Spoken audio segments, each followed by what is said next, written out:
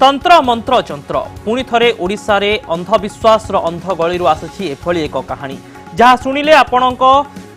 शरीर टांकुरी उठिबो आपण माने भयभीत हेबे एवं एभली एक घटना घटिछि गंजाम जिल्ला रे गंजाम जिल्ला बड़गड़ थाना अधीन रे एभली किछि चित्र सामना को आसीछि जेतेबेले गुणी गारेडी संदेह करी गोटे परिवार 7 जनकू अत्यंत अमानवीय व्यवहार करा जाइछि एवं पूरा मामला रे वर्तमान सुद्धा 55 जनकू गिरफ करिछि बड़गड़ थाना पुलिस। पूरा घटना घटिछि गोबरालुंडी गाँव रे जो गाँव रे एक परिवार 7 जनकू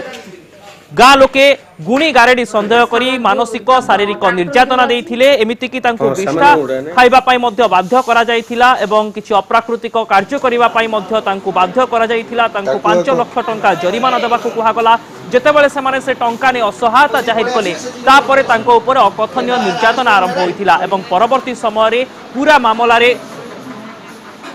एफआईआर हेबा परे 55 जन को गिरफ करिछि एवं गुणी गारेडी को नै 55 जन गिरफ्तारीर सम्मुखीन हेबा निश्चित भाव में गोटे कथा कहा जाई पारे प्रत्येक मनुष्यंकर सामाजिक एवं नैतिक अधिकार रहिछि एवं समस्त को स्वाधीनतार सह बंचिबार अधिकार रहिछि किंतु गोटे छोट झियर शरीर असुस्थ होइजिबा जगु हठात गाँ लोकंक मनरे गुणी गारेडीर संदेह आसिला एवं गोटे परिवार को उद्देश्यमूलक भाव में कहा जाई पारे बा अत्यंत मूर्खतार सहित कहा जाई पारे अति निर्यातना दिगला अमानवीय भाव में एवं परवर्ती समय 55 जन को गिरफ्त करा जायछि। तेबे निर्यातनार कहानी कौन थिला सुनि नियंतु अभियोगकारी मुहर। छात नोक जाकू झोपाड़ी नेले नेगिरी बांधिगिरी सेडु पियाइले पियाइगिरी सेडु आउथरे आमदिकी आमे कांद बोबो हेलु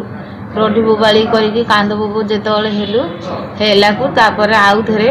कहले एठे नेखे संतक दे कहला को आमे कहलु आउ कियन पई आमे आउ संतक दउ नाइ तमे संतक दियो। एने अधिक अपडेट दबा पाई आम सहित फोन लाइन रे जोड़ी होइचंती आम प्रतिनिधि रविंद्र गौड़। रविंद्र वर्तमान समय रे 55 जनकर ही संपृक्ति सामना को आसीछि ना 55 जन को बाद देले गार अन्य माने मध्य ए पूरा निर्यातना रे संपृक्त थिले। हां अभिन्न ये होची गोटे संघगत माने संघगत गोष्ठीगत कार्य ग्रामर समस्त परिवार संपृक्ति थिबा एथिरु जा स्पष्ट अनुमान करा जाउची। घटनाटी को टिके पूर्व को आमे नै आसीबा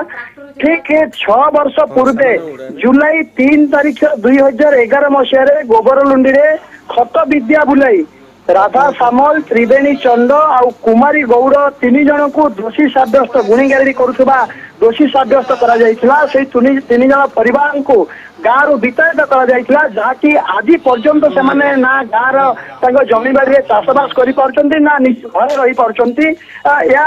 उच्च न्यायालय पर्यंत एक कथा जाइथिला मानवाधिकार कमिशन पर्यंत एक कथा जाइथिला। भुवनेश्वर में प्रेस मीट त्रिवेणी चंद को विभिन्न स्वेच्छासेवी अनुष्ठान सहयोग कर आसते एक्जाक्ट 6 वर्ष पर पुणी जुलाई 2 तारिख नख दर्पण विद्या नाम 12-13 वर्षर 2 जन शिशु को व्यवहार करी ग्रामवासी माने से बारंबार एभली अंधविश्वास करुण कहानी सामना को आसुची प्रकृत रे लोकन को सचेतन काहे की करा जाउ नाही सचेतनता सृष्टि करबा पई प्रशासन करूची कोन।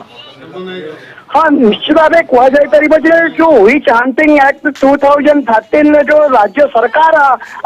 ग्रहण करेले किंतु तारा केवल कागज कलम रे रहीगला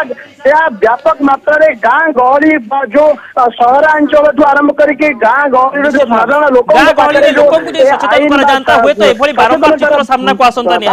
बहुत बहुत धन्यवाद रविंद्र। समय अभाव रही आम प्रतिनिधि रविंद्र गौड़ जहाँ सूचना देते गोबरालुंडी गाँ हूँ से ही गाँ जो 6 वर्ष तले खटिया विद्या को नहीं 3 जन को निर्यातना दि जाइथिला परवर्ती समय नख दर्पणर कथा आसुची एवं 55 जन को वर्तमान गुणी गारेडी संदेह करी किछि लोकन को निर्यातना देबा अभियोग रे एक परिवार को निर्यातना देबा अभियोग रे गिरफ्त करा जाउची किंतु सबुठारु बड़ प्रश्न सामना को आसुची सचेतनता काहेकि सृष्टि करा जाउ नाही काहेकि आज मध्य 21 शताब्दी रे 2017 मसीहा रे गुणी गारेडी तंत्र मंत्र अंधविश्वास बशवर्ती होउचंती निरीह लोके एणु एभली गुणी गारेडी तंत्र मंत्र एवं अंधविश्वास दूरे रुहंतु मनुष्यर मर्यादा को बुझंतु निजे सुरक्षित रहिबा सहित अन्य को सम्मान दियंतु।